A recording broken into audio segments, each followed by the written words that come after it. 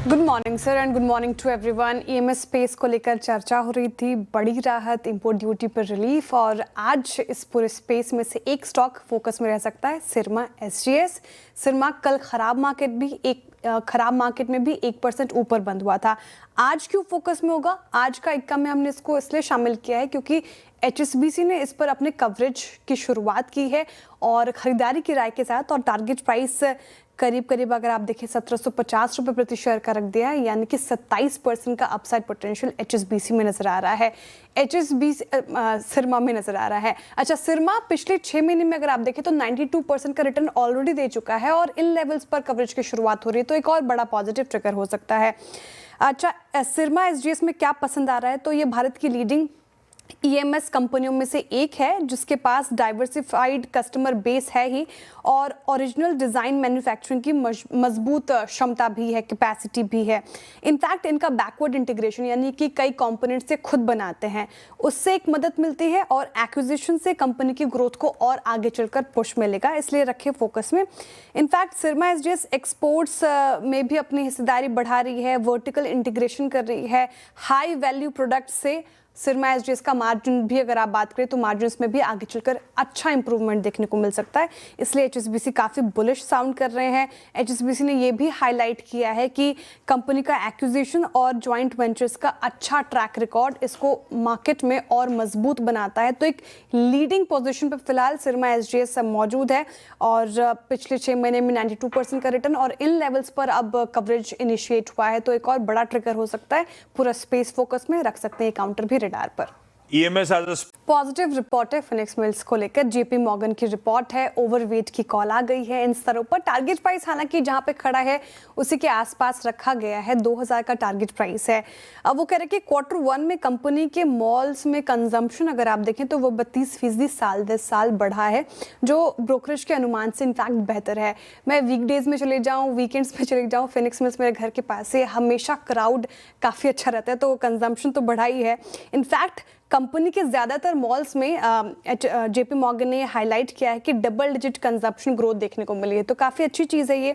और जिस तरीके से गोल्ड में उतार चढ़ाव देखने को मिला, तो ज्वेलरी सेल्स पर अगर कुछ असर पड़ता है तो कोई बड़ा नेगेटिव वो फिनिक्स मिल्स के लिए नहीं होगा, क्योंकि फिनिक्स मिल्स की ज्वेलरी स्टोर्स में प्रॉफिट शेयरिंग इनकम जो है वो लिमिटेड है, तो अगर ज्वेलरी सेल्स में मान लो कमजोरी भी होती है तो फिनिक्स को कोई ज़्यादा नेगेटिव असर नहीं झेलना पड़ेगा, तो पॉजिटिव रिपोर्ट। हालांकि टारगेट प्राइस कुछ खास यहाँ पे नहीं बढ़ाए गए हैं, लेकिन रख सकते हैं आप रडार पर। बहुत स्टॉक स्पेसिफिक रिपोर्ट है, जेफरीज की रिपोर्ट है फार्मा स्पेस को लेकर। हालांकि बहुत अच्छे खासे यहाँ पर रिटर्न्स देखने को मिले हैं फार्मा स्टॉक से, लेकिन अब थोड़ा कॉशियस साउंड कर रहे हैं जेफरीज। वो कह रहे हैं कि डॉक्टर रेड्डीज और सिप्ला में बुल केस में भी अब ज़्यादा अपसाइड नज़र नहीं आ रहा है, इसलिए डॉक्टर रेड्डीज और सिप्ला पर अंडर परफॉर्मर की रेटिंग आ गई है और टारगेट प्राइस नीचे का रख दिया है। 1040 का डॉक्टर रेड्डीज पर, सिप्ला पर 1120 का टारगेट प्राइस रखा है नीचे का। वो कह रहे हैं कि डॉक्टर रेड्डीज और सिप्ला को लेकर अब थोड़ा आपको कॉशियस हो जाना चाहिए, यहाँ से अपसाइड लिमिटेड है। वही मैनकाइंड फार्मा में अच्छी तेज़ी हमें देखने को मिली थी और यहाँ से भी और रिकवरी के संकेत फिलहाल नज़र आ रहे हैं, और डाउनसाइड रिस्क जो है वो कम है, इसलिए मैनकाइंड को लेकर काफी पॉजिटिव है। खरीदारी की राय है मैनकाइंड फार्मा पे, और 3000 के टारगेट प्राइस आए हैं, तो अच्छा अपसाइड पोटेंशियल यहाँ पर नजर आ रहा है। तो doctor Reddy's Cipla under performer, Mankind pharma positive. Indus star पर नजर रख सकते हैं। देखिए, कल खराब मार्केट में भी हमने इंडस स्टार को चलता हुआ देखा, और अब रिपोर्ट भी जो आई है वो काफी पॉजिटिव है। नोमुरा की रिपोर्ट है इन स्तरों पर, और करंट मार्केट प्राइस से अगर आप देखें तो 505 का टारगेट प्राइस आया है, यानी कि 30% का अपसाइड पोटेंशियल इंडस स्टार में नजर आ रहा है। नोमुरा ने कहा है कि पिछले कुछ हाल में जो हमने थोड़ी इंडस स्टार पर गिरावट देखी थी जियो टेनेंसी रिन्यूअल को लेकर, वो ओवरडन थी, उतना होना नहीं चाहिए था। नोमुरा ने ये भी इनफैक्ट हाईलाइट किया कि अगर इंडस स्टार को जियो के सारे कॉन्ट्रैक्ट्स भी खोने पड़े तो भी अगर आप देखिए वैल्यूएशन काफ़ी अच्छी नज़र आ रही है और अच्छा नज़र आ रहा है इंडस स्टार, इसलिए रख सकते हैं रेडार पर। और उनको लगता है कि जियो अपने टावर एग्रीमेंट्स में कोई बड़ा बदलाव करेगा नहीं, अगर होगा तो फिर वो भी कोई बड़ी दिक्कत वाली बात नहीं होगी। सिंगल टेनेंट टावर्स पर जाना जियो के लिए थोड़ा महंगा हो सकता है और आर्थिक रूप से भी ठीक ठाक नहीं होगा, इसलिए ऐसा लगता है कि कोई बड़े बदलाव नहीं होंगे। भारतीय एयरटेल की जो LTS में मौजूदगी है इंडस टायर की बार्गेनिंग पावर को और मजबूत करती है, ये ब्रोकरेजेस ने हाईलाइट किया है।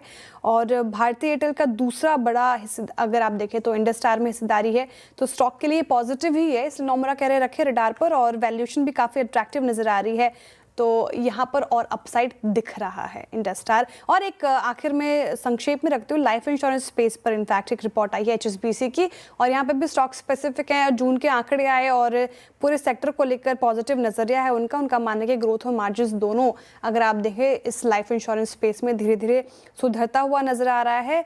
और जून में individual annual premium equivalent growth उम्मीद से बेहतर ही रही है इस पूरे स्पेस में। SBI लाइफ ने सबसे ज़्यादा मजबूत प्रदर्शन दिखाया है और ब्रोकरेज के अनुमान से बेहतर।